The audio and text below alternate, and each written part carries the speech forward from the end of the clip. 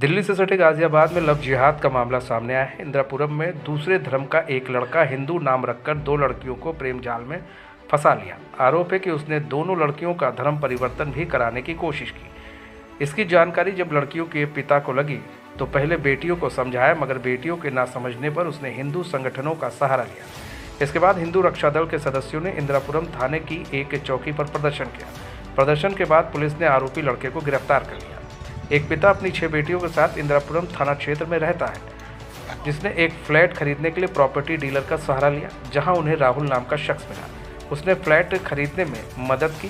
बाद में परिवार में आना जाना हो गया उसका, और लगातार आने जाने के दौरान उसने इसी परिवार की 2 बेटियों को अपने प्रेम जाल में फंसा लिया। कुछ समय बाद वो पीड़ित की दोनों बेटियों को लेकर अलग फ्लैट में रहने लगा। जब परिवार के लोगों को पता चला तो उन दोनों लड़कियों को समझाने के लिए लड़कियों की बहनों और पिता ने भरपूर कोशिश की, लेकिन लड़कियां मानने के लिए तैयार नहीं थी। जिसके बाद पिता ने हिंदू रक्षा दल के लोगों से मदद की गुहार लगाई। जिसके बाद हिंदू रक्षा दल के सदस्यों ने इंदिरापुरम चौकी पहुंचकर धरना प्रदर्शन किया तो पुलिस भी हरकत में आई और आरोपी लड़के को गिरफ्तार कर लिया। हिंदू रक्षा दल के अध्यक्ष पिंकी चौधरी ने बताया कि यह मामला धर्म परिवर्तन कराने और लव जिहाद। एक दूसरे धर्म का लड़का लड़कियों को राहुल नाम से मिला और अपने प्रेम जाल में फंसाकर लड़कियों का ब्रेन वॉश कर उनका धर्म परिवर्तन करा रहा था।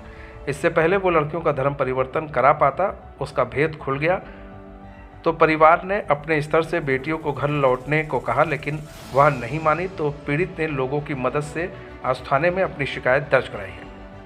पिंकी चौधरी ने आगे कहा, देश में जगह जगह इस तरह के मामले सामने आ रहे हैं, जिससे लगता है ऐसे लोग बेटियों को बहला फुसलाकर लव जिहाद का शिकार बना रहे हैं। पुलिस ने जानकारी देते हुए बताया, पीड़ित परिवार के मुताबिक लड़का फ्लैट दिलाने के समय राहुल नाम से मिला और परिवार से नज़दीकियां बढ़ाकर घर में आने जाने लगा और उनकी 2 बेटियों को अपने जाल में फंसा लिया।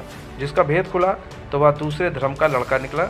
उसे फिलहाल हिरासत में ले लिया गया है और आगे की वैधानिक कार्रवाई की जा रही है। लव जिहाद का पूरा क्या कुछ प्रकरण है, क्या मामला है?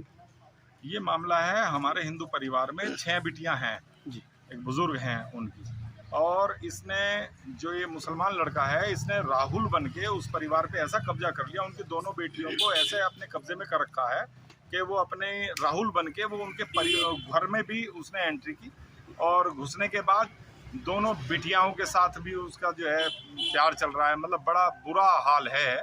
और बिटियाओं ने जो फ्लैट लिया है उनके साथ भी उनका रहना, कुल मिला के हिंदू बन के उनके परिवार में एंट्री की। एंट्री करने के बाद अब पूरा परिवार उन्हीं के हिसाब से चल रहा है। बुजुर्ग माता पिता बहुत परेशान है, वो आत्महत्या की राह पर खड़े हैं और बहुत परेशान हैं, और बेटियों को समझाने की कोशिश कर रहे हैं। उनकी जो और 4 बिटियाएं हैं वो भी उन दोनों बेटियों को समझाने की कोशिश कर रही है, लेकिन उनकी समझ में नहीं आ रहा है। तो ये है लव जिहाद। जी, पुलिस क्या कहना है पुलिस का इस मामले में?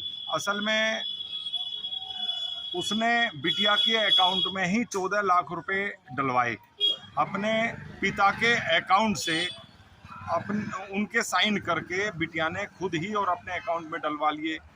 और बस अब जो है स्थिति ये है कि हिंदू परिवार ये मरने की स्थिति में है, और उन दोनों लड़कियों को ये नहीं समझ में आ रहा है, ना उसे माता पिता दिख रहे हैं, ना उन्हें बहन दिख रही हैं, और अपने माता पिता के पैसे भी अपने अकाउंट में डलवा करके, और उस मुसलमान ने उस हिंदू परिवार से गाड़ी भी उसने ले रखी है उनसे। थाना इंदिरापुरम पर एक बुजुर्ग दंपति जो कि हमारे एक चौकी क्षेत्र नीति खंड की रहने वाली है, वो आते हैं और एक तहरीर प्रदान करते हैं। उस तहरीर के अनुसार उनकी 2 अविवाहित बेटियों के साथ उन्होंने नीति खंड में मकान लिया था। उस मकान को दिलवाने में जिस युवक ने भूमिका निभाई थी, वह युवक पहले अपना नाम राहुल बताया था। बाद में आज उन लोगों को पता चला है कि उस युवक का नाम कुछ और है, और इसके साथ साथ उन्होंने तहरीर में उस युवक पर अपनी बेटियों के प्रति धर्म परिवर्तन का दबाव बनाने का आरोप लगाया है।